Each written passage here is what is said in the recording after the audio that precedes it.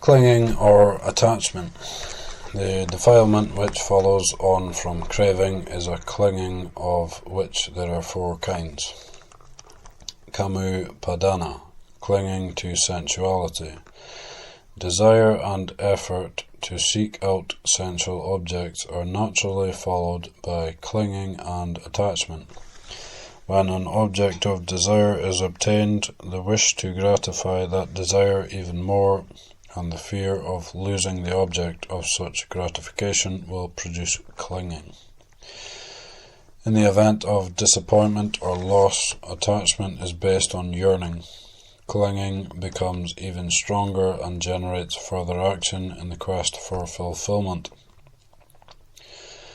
Because the desired object provides no lasting satisfaction, nothing can ever really belong to the self as long as the mind is constantly trying to reaffirm the sense of ownership.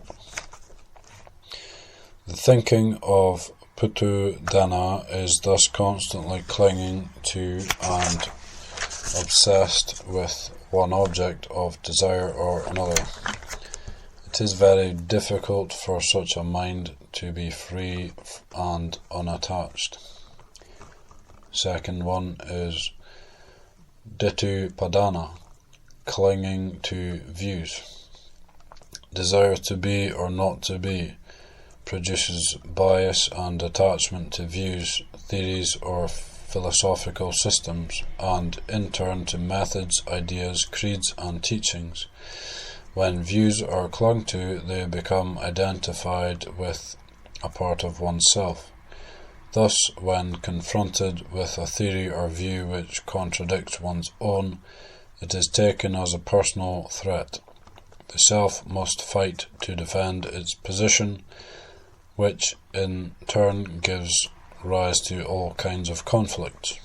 Such thoughts and views do not provide knowledge, but rather obstruct it. 3. Sila Bhattu-padana, clinging to mere rules or rituals. The desire to be and the fear of dissolution, together with attachment to views, in turn lead to blind adherence to those practices and methods, such as magic and occultism, which are believed to effectuate the desired result. The desires of self-preservation and self-expression manifest outwardly as blind attachment to modes of behavior, traditions, methods, creeds, and institutions because there is no understanding of their true value or meaning. This, in effect, means that the creation of these methodologies and practices leads to stricture and confusion, making it difficult to effect any self-importance or to derive any true benefit from them. 4. Attavadu-padana, clinging to the ego idea. The feeling for a true self is delusion at the most basic level. There are other factors which enhance this feeling, such as language and communications, as words, human language, and Dhamma language. According to the Venerable Buddha Dasa Bhikkhu, produce an attachment to concepts and a tendency to see this stream of causal phenomena as fixed entities. The feeling develops into clinging when craving becomes involved. Implicit in craving is the clinging to a self in order to obtain the object of desire. Both craving to be and craving to cease are dependent on the perception of self. Fear of disintegration intensifies the desire for being and the struggle to survive, and thus the sense of self.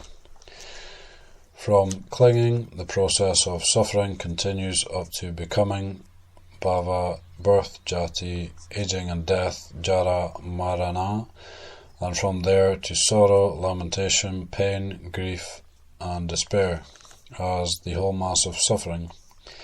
Any attempt to find a way out of this predicament is conditioned by habitual thought patterns and dictated by biases, preferences and views, without awareness of the true state of things.